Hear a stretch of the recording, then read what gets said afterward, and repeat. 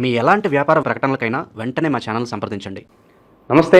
ఈరోజు మన స్టూడియోలో ప్రముఖ ఆధ్యాత్మికవేత్త వేదిక్ ఆస్ట్రాలజర్ గోనుగొంట్ల సురేష్ బాబు గారు ఉన్నారు.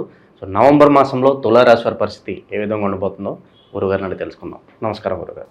మణికంఠ గారు నమస్కారం అండి. సో నవంబర్ మాసం విశేషంగా తులారాశి వారికి ఎటువంటి అదృష్టం కలిసి రాబోతుంది? ఓవరాల్గా ఎటువంటి పరిహారాలు దైవారాధన చేసుకుంటే బాగుంటుంది అంటారు ఈ మాసం?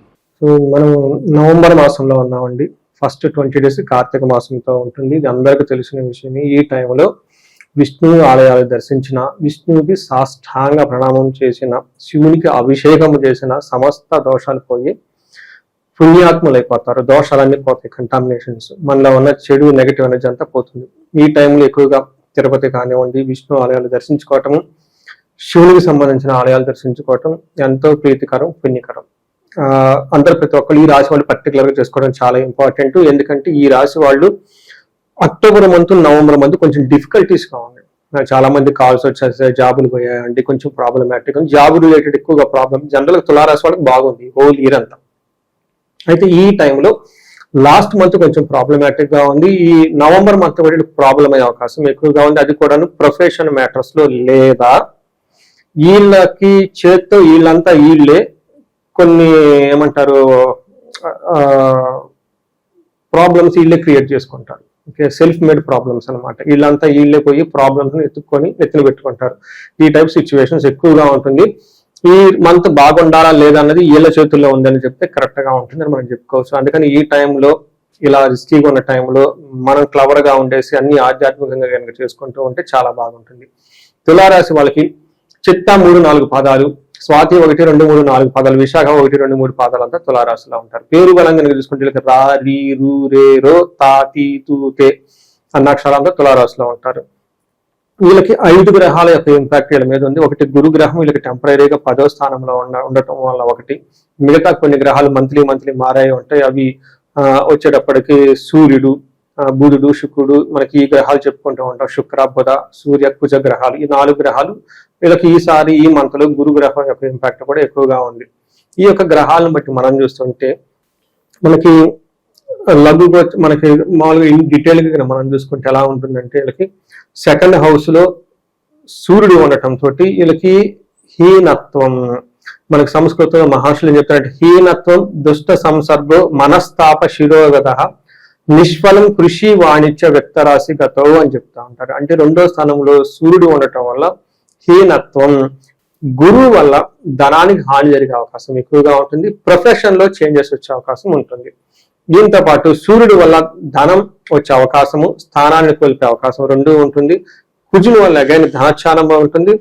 ప్రాస్పరిటీ, దొంగతనాలు అవన్నీ జరిగి వీళ్ళకు ఇబ్బందులు పడే అవకాశం ఎక్కువగా ఉంటుంది. బుధుని వల్ల ఫైనాన్షియల్ గా గెయిన్ ఉంటుంది, కానీ అనుకున్న విధంగా ఎక్స్పెక్టెడ్ రేంజ్ లో ధన ప్రవాహం అయితే ఉండదు.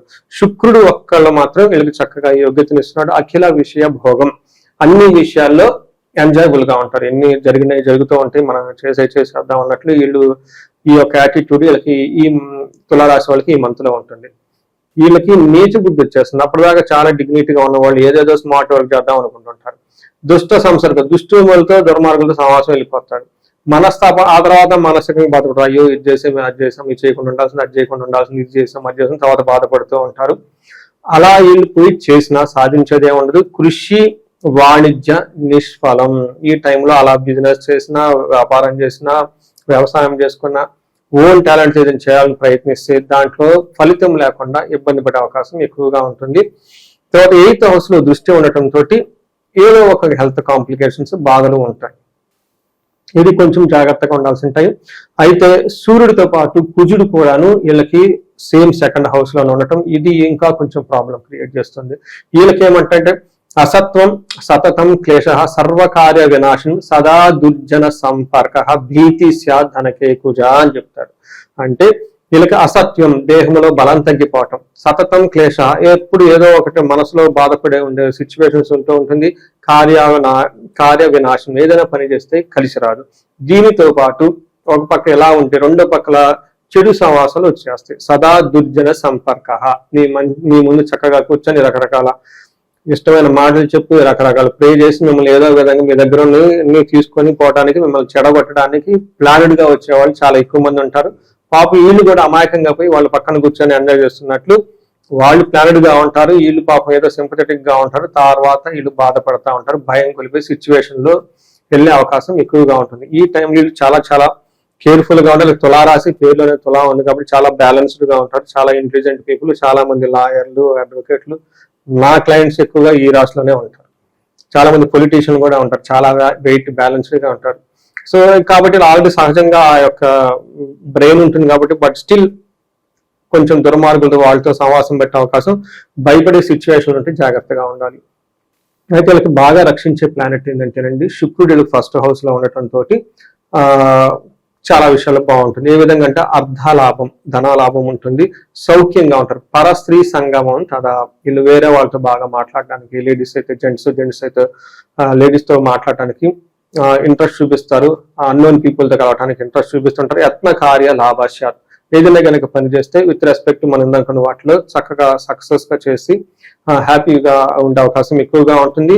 వీళ్ళు ఎక్కువగా ఏమని చెప్తారంటే లేడీస్ అయితే జెంట్స్ అయితే లేడీస్ తో కలిసి హార్మోనియగా ఉండటానికి, ఎక్కడికన్నా వెళ్ళటానికి అనుకూలమైన టైం, ధనలాభం ఉంటుంది. ఏదైనా గనక పని చేస్తే ఇలాంటికి సంబంధించిన విషయాల్లో మనకేమంటారు లాభప్రదంగా ఉంటుంది. ఇట్లా పెద్ద పెద్ద ప్రాబ్లమ్స్ ఏముండవు. ఏదైనా ప్రాబ్లం ఉందంటే వీళ్ళు డైవర్ట్ అయిపోయేసి ఇవి ఎక్కువగా ఉంటాయి ఈ టైంలో వీళ్ళకి. బట్ ఓవరాల్ గా లాస్ట్ మంత్ ఈ మంత్ కనుక చూసుకుంటే ఈ రాశి వాళ్ళు కొంచెం ఇబ్బందులు పడే పరిస్థితిలో ఉన్నారు. లాస్ట్ మంత్ తో కంపేర్ చేస్తే ఈ మంత్ చాలా బెటర్ గా ఉంటుంది. ఏ నక్షత్రాలు ఉంటాయి ఈ రాశిలో, వాళ్ళకి ఎలా ఉంటుంది స్పెసిఫిక్? చిత్తా, స్వాతి, విశాఖ నక్షత్రాలు ఇందులో ఉంటారండి. చిత్తా నక్షత్రాలకి ఐశ్వర్యపదంగా ఉంటుంది, ధనలాభము, చక్కగా పార్టీలు ఫంక్షన్స్ అన్ని ఎంజాయ్ చేస్తూ ఉంటారు. నెగిటివ్ సైడ్ లోకి నాశనము, నాశనము చూపిస్తూ ఉంటుంది. కలహము, నాశనం అంటే ఏదో ఒకటి ఇలా తలపెట్టిన పని ఉంటే అది మధ్యలో ఆగిపోతూ ఉంటుంది. దానితో గొడవలు అయ్యే అవకాశం కూడా ఎక్కువ ఉంటుంది. ఈ గొడవలు కూడా అన్నదమ్ముల మధ్య గొడవలు ఎక్కువగా ఉంటుంది. కుజునికి సంబంధించి పరిహారాలు చేసుకుంటే పోతుంది. స్వాతి నక్షత్రం వాళ్ళకి వీళ్ళకి ఐశ్వర్యవంతంగా ఉంటుంది, సంపాదన ఉంటుంది, ధనలాభం ఉంటుంది, పార్టీలు ఫంక్షన్ కూడా అటెండ్ అవుతారు. వీళ్ళకి కూడా సేమ్ నాశనము, కలహము, గొడవలు చూపిస్తూ ఉంది.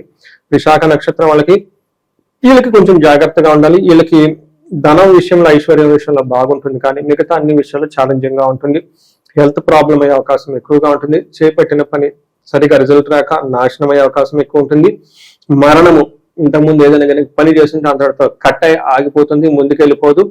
తద్వారా మృత్యు భయం అంటే ఇంకా అసలు ముందేమో జరుగుతుందా, అసలు ఉంటామా లేదా, అసలు మన మనిషి అని కాదు ఇక్కడ మృత్యు అంటే సంస్కృతిలో మీనింగ్ వేరు అనమాట. అంటే ఆగిపోవటాన్ని మృతం అంటారు. సో ఇలా మృత్యు భయం అసలు ఫ్యూచర్ లో ఉంటుందా లేదా అని చెప్పేసి చాలా టెన్షన్ లో, కన్ఫ్యూజన్ లో ఉండే అవకాశం ఎక్కువగా ఉంటుంది. ఇవి కాకుండా విశాఖ నక్షత్రం వాళ్ళకి కార్యహాని, పర్టికులర్ గా వీళ్ళకి రాహు యొక్క ప్రభావంతో కార్యహాని జరిగే అవకాశం ఉంటుంది. ఇవి కాకుండా వీళ్ళకి ఇంకా ఏమైనా కానీ ప్రాబ్లమ్స్ ఉంటే మనకి కన్సల్ట్ అయితే వాళ్ళు ఇండివిజువల్ జాతకాన్ని చూస్తే అందులో దోషాలు ఏమైనా ఉన్నాయో మనకు తెలుస్తుంది. ఇంకా విశేషంగా ఎలాంటి పరిహారాలు చేసుకోవచ్చు అంటారు ఈ మాసం గురుగారు? వీళ్ళకి పరిహారాలు చూసుకుంటే ఫస్ట్ కుజుడికి అనుకూలంగా లేరండి, సూర్యుడు కూడా అనుకూలంగా లేరు. వీళ్ళకి నవగ్రహాల చుట్టూ తిరుగుతూ ఉంటే ఎక్కువ గ్రహాలు అనుకూలంగా లేరు కాబట్టి చాలా విశేషం ఉండే అవకాశం ఎక్కువగా ఉంటుంది. ఇది కాకుండా ఇండివిజువల్ స్పెసిఫిక్ గా ఎవరికైనా జాబులో ఇబ్బంది పడుతూ ఉంటే హనుమాన్ కార్యసిద్ధి మంత్రాన్ని తో పాటు ఆదిత్య హృదయ స్తోత్రం చదువుకోవడం చాలా ఇంపార్టెంట్. వీళ్ళు సుబ్రహ్మణ్యేశ్వర స్వామిని ఆరాధన కానీ, సుబ్రహ్మణ్యేశ్వర స్వామి గుళ్ళు తిరుగుతూ ఉంటే చాలా బాగుంటుంది. ఇవి కాకుండా మనకి పెద్ద పెద్ద ప్రాబ్లమ్స్ కొంతమంది ఇండివిజువల్ గా ఉంటాయి, భార్యాభర్తలు అన్యోన్యత ఉంటే వాటికి అన్యోన్య దాంపత్య పాశుపత అభిషేకం చేసుకోవటం. ధనానికి మెయిన్ ఎవరైనా కనుక ఇబ్బంది పడిపోతూ ఉంటే మనకి లక్ష్మీ స్తోత్రాలు రకరకాలు చాలా ఉన్నాయండి, హోమాలు ఉన్నాయి. కుబేర పాశుపత అభిషేకం ఉంది, మహాలక్ష్మి విశేష హోమం ఉంది, స్వర్ణలక్ష్మి విశేష హోమం ఈ మధ్య చాలా మంది చేపించుకుంటూ ఉన్నారు, మంచి రిజల్ట్ వస్తుంది. సో ఇలా ఇంకా ఏమైనా గనక కొంతమందికి హెల్త్ కాంప్లికేషన్స్ ఎవరైనా గనక ఉంటే మనకి రీసెంట్ గా లాస్ట్ మంత్ కూడా 2 చేసాం. అమృత మృత్యుంజయ పాశుపత అభిషేకము, ఆయుష్ హోమము, ఆయుష్ సూక్తము ఇవన్నీ చేపించడం జరిగింది.